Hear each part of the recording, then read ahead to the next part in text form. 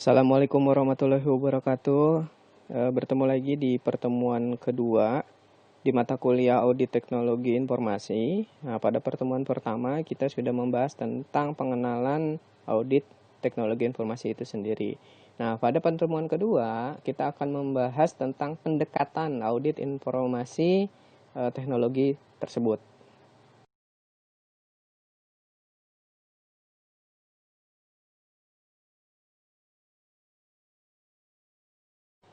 Ada dua jenis pendekatan audit teknologi informasi. Pendekatan yang pertama adalah pendekatan temuan. Pendekatan yang kedua adalah pendekatan kendali. Nah, pesatnya perkembangan dunia komputer diikuti dengan peningkatan pengetahuan auditor ternyata mengandung dua perlakuan terhadap komputer, yaitu yang pertama adalah komputer dipergunakan sebagai alat bantu auditor dalam melaksanakan audit.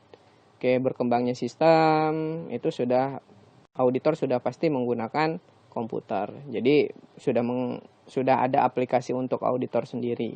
Terus yang kedua adalah komputer dijadikan sebagai target audit karena data entry ke komputer dan hasilnya untuk menilai kehandalan pemrosesan dan keakuratan komputer. Nah, ini udah pasti ya, komputer sendiri akan diaudit ya karena sistem sudah mulai modern, jadi semua file akan disimpan di dalam komputer secara tersusun. Nah, dalam berjalannya evolusi tersebut, maka muncullah pendekatan audit teknologi informasi yang dapat dikategorikan dalam 3 kelompok. Yang pertama, auditing around the computer. Terus yang kedua, audit with the computer. Terus yang ketiga, audit through the computer.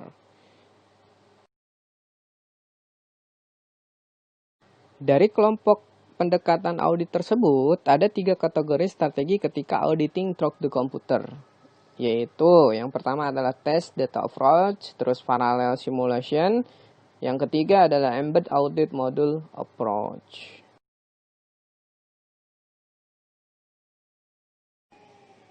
Tidak hanya penelitian, audit teknologi informasi sendiri mempunyai metode. Nah, metode dalam proses audit teknologi informasi dapat dilakukan dengan langkah-langkah sebagai berikut. Poin A, metode pemahaman. Jelas, ada metode pemahaman, kita harus paham dulu metode tersebut, ya. Paham dulu tentang auditnya, apa yang diaudit harus paham dulu, ya. Itu menggunakan metode pemahaman. Nah, poin B, evaluasi kendali. Terus poin C adalah menilai kepatuhan. Nah, beresiko nggak atau patuh nggak terhadap apa yang menjadi poin-poin di audit sendiri. Terus poin keempat adalah penilaian resiko. Nah, ada resikonya gitu kan, tentang apa yang diterapkan di sana mempunyai resiko tersendiri. Itu namanya audit dalam penilaian resiko.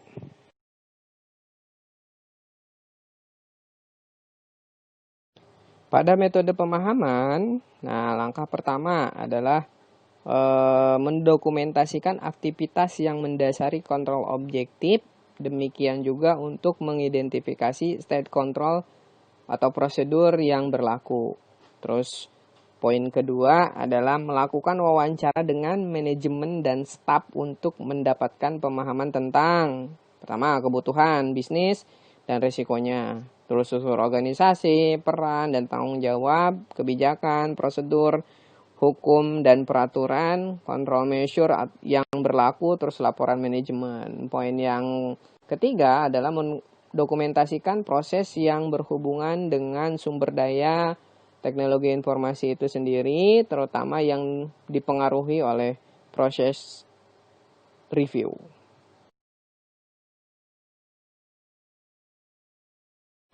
Terus pada metode evaluasi kendali meliputi pertama, penilaian keefektifan kontrol measure yang berlaku atau tingkat pencapaian kontrol objektif. Kedua, mengevaluasi kesesuaian kontrol measure dari proses yang direview dengan mempertimbangkan kriteria yang didefinisikan dan praktik standar industri, kritikal sukses, terus kontrol measure, dan mengaplikasikan keputusan profesional audit. Yang ketiga adalah melakukan proses dokumentasi Deliverable yang sesuai dihasilkan, tanggung jawab dan akuntabilitas yang jelas dan efektif. Adanya pengendalian kompensasi sebagai mana mestinya. Yang keempat adalah simpulkan sesuai tingkat kontrol objektif. Pada metode menilai kepatuhan, ada poin yang pertama adalah menjamin kontrol measure yang diterapkan. Terus berjalan sebagaimana mestinya secara konsisten dan berkelanjutan, serta menyimpulkan kesesuaian kontrol environment. Nah, poin kedua adalah mendapatkan bukti langsung dan tidak langsung untuk item atau periode yang dipilih untuk menjamin bahwa prosedur telah dipatuhi untuk periode yang direview menggunakan alat bukti langsung dan tidak langsung. Poin yang ketiga adalah melakukan review terbatas tentang kecukupan proses deliverable. Poin keempat adalah menentukan tingkat pengujian subtranskrip dan kerja tambahan yang dibutuhkan untuk menyediakan jaminan proses IT adalah baik, cukup. Metode penilaian resiko ada 4 poin. Poin yang pertama adalah memperkirakan resiko dari kontrol objektif yang tidak dipenuhi dengan menggunakan teknik analitik dan atau mengkonsultasikan sumber-sumber alternatifnya. Nah, poin yang kedua adalah mendokumentasikan kelemahan kendali serta ancaman dan kerawanan yang dihasilkan. Nah, terus poin yang ketiga adalah mengidentifikasikan dan mendokumentasikan dampak yang potensial maupun aktual. Penyediaan informasi komparatif misalnya melalui benchmark. Masuk dalam konsep pembahasan resiko, nah kita harus tahu dulu nih, apa sih yang akan menjadi resiko dari audit teknologi informasi ini. Agar segala sesuatu berjalan sesuai yang seharusnya, maka perlu ada pengawasan. Salah satu bentuk atau cara pengawasan ialah yang disebut dengan sistem pengendalian intern atau internal control system yang melekat pada sistem dan prosedur organisasi tersebut. Resiko sendiri mempunyai beberapa jenis. Nah, jenis yang pertama dari resiko bisnis. Nah, resiko bisnis adalah resiko yang dapat disebabkan oleh faktor-faktor intern maupun eksternal yang berakibat kemungkinan tidak tercapainya tujuan organisasi tersebut. Oke, kita bahas dari resiko eksternal dulu atau eksternal. Nah, iya. Misalnya antara lain perubahan kondisi perekonomian, tingkat kurs yang berubah mendadak itu, dan munculnya pesaing baru yang mempunyai potensi bersaing tinggi. Nah, itu dari kaca resiko eksternal ya. Nah, kita bahas resiko internal. Yang berasal dari internal, misalnya antara lain permasalahan kepegawaian, terus resiko-resiko yang berkaitan dengan peralatan atau mesin gitu kan, terus sarana dan prasarana, resiko keputusan yang tidak tepat, dan kecurangan manajemen fraud itu yang paling banyak dikeluhkan biasanya. Resiko kedua adalah resiko bawaan. Ya, resiko bawaan ialah potensi kesalahan atau penyalahgunaan yang melekat pada suatu kegiatan. Jika tidak ada pengendalian intern, misalnya kegiatan kampus, apabila tidak ada absensi atau daftar kehadiran kuliah, akan banyak mahasiswa yang cenderung tidak disiplin hadir mengikuti kuliah. Terus resiko yang ketiga adalah pengendalian kontrol atau kontrol risk ya, pengendalian. Terus dalam suatu organisasi yang baik seharusnya sudah ada risk assessment-nya dan dirancang pengendalian intern secara optimal terhadap setiap potensi resiko. Resiko pengendalian ialah masih adanya resiko meskipun sudah ada pengendalian. Jenis resiko yang keempat ialah resiko deteksi. Resiko deteksi adalah resiko yang terjadi karena prosedur audit yang dilakukan mungkin tidak dapat mendeteksi adanya error yang cukup materialistis atau adanya kemungkinan fraud. Resiko deteksi mungkin dapat terjadi karena auditor ternyata dalam prosedur auditnya tidak dapat mendeteksi terjadinya existing control failure, pengendalian sistem internal yang ada ternyata tidak berjalan dengan baik. Nah, jenis resiko yang kelima adalah audit risk. Ya, resiko audit sendiri itu sebenarnya adalah kombinasi dari inherent risk, control risk, dan detection risk. Resiko audit adalah resiko bahwa hasil pemeriksaan auditornya ternyata belum dapat mencerminkan keadaan yang sesungguhnya. Ternyata pas dia audit itu, tidak mencerminkan dengan keadaan yang sesungguhnya gitu. Jadi itu termasuk dalam audit risk sendiri. Selanjutnya resiko menurut Jones dan Rama. Nah, mengenai jenis-jenis resiko dalam bukunya yang berjudul Accounting Information System, Jones dan Rama, nah pada tahun 2003 referensinya ya halaman 127 sampai 137 tidak membahas masalah business risk, tetapi menyebut resiko pelaksanaan execution risk yang mungkin lebih sempit ruang lingkupnya. Jones dan Rama berpendapat resiko pada hakikatnya dapat dikelompokkan dalam 4 jenis resiko, yaitu execution risk, information risk, asset protection risk, dan performance risk. Nah, keempat resiko itu akan dijabarkan di slide berikutnya. Nah, jenis resiko menurut Jones dan Rama. Yang pertama tadi kita bahas tentang execution risk. Ya, execution risk adalah resiko yang berkaitan dengan tidak tercapainya sesuatu yang seharusnya dilaksanakan. Jadi nggak kecapai itu, ya, yang seharusnya dilaksanakan nggak kecapai. Terus yang kedua adalah information risk. Resiko informasi yang dimaksud oleh Jones dan Rama ini ialah resiko yang berkaitan dengan kemungkinan kesalahan atau penyalahgunaan data informasi. Resiko terjadi waktu mencatat atau data entry, ya, serta updating risk.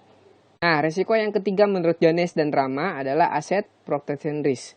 Resiko yang berkaitan dengan safeguarding aset ini ialah kerusakan, hilang, atau aset tidak digunakan seperti yang seharusnya, maupun resiko yang dapat ditimbul terhadap aset perusahaan akibat keputusan yang salah, atau asetnya tidak ada dalam perusahaan tersebut.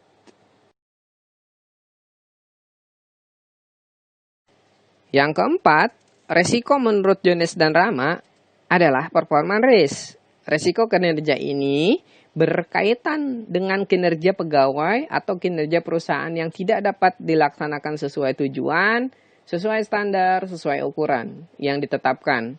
Nah, pada hakikatnya yang bertanggung jawab dan akan mempertanggungjawabkan pengelolaan perusahaan kepada para stakeholder adalah para pengurus perusahaan, yang menurut Undang-Undang Perseroan Terbatas di Indonesia ialah para anggota Dewan Direksi dan anggota Dewan Komisaris. Nah, dalam pelaksanaan kegiatan sehari-hari, yang melakukan tugas operasional ialah para manajer tingkat menengah, supervisor, staf, dan pegawai pelaksana yang melaksanakan tugas sesuai dengan kebijakan yang ditetapkan pimpinan. Jika mereka tidak melakukan tugas sesuai dengan yang seharusnya, atau kalau kinerjanya tidak sesuai dengan yang seharusnya, hal ini merupakan resiko yang difraktif, dideteksi atau koreksi atau harus diperbaiki gitu. Jadi performance risk ini sangat di internal ya. Lebihnya gitu, resiko dalam internalnya sendiri. Resiko kelima menurut Jones dan Rama, yaitu IT security. Nah, berkaitan dengan data integrity dan akses. Data integrity adalah data organisasi yang akses ke komputer atau data oleh pihak tidak berwenang perlu ditanggulangi karena terkait dengan data integrity, privasi, dan seluruh keamanan dari sistem tersebut. Nah, yang keenam resiko menurut Jones yaitu continuity risk.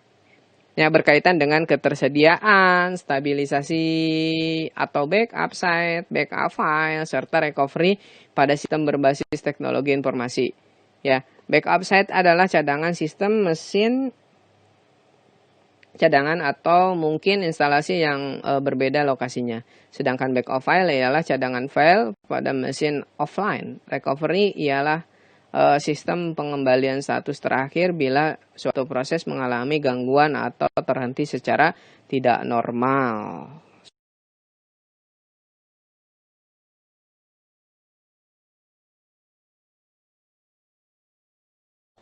Terakhir, pada audit resiko merupakan resiko yang kemungkinan auditor eksternal memberikan opini yang salah satu terhadap fairness atau laporan keuangan audit atau temuan dan rekomendasi yang salah pada laporan hasil pemeriksaan audit internal. Nah, resiko ini sangat berbahaya karena auditor sudah memberikan opini atau rekomendasi bahwa things are okay and fine, but they are not. Ternyata tidak baik-baik saja. Jadi ini yang bahaya nih. Ketika internnya bilang baik-baik, tapi ternyata ketika di audit eksternal, wah itu ternyata banyak masalah. Nah itu yang bahaya. Yaitu yang harus dilakukan oleh suatu perusahaan IT untuk memeriksa sistem yang sedang berjalan pada perusahaannya tersebut. Oke, baik, pada pertemuan hari ini dicukupkan sekian ya. Wassalamualaikum warahmatullahi wabarakatuh.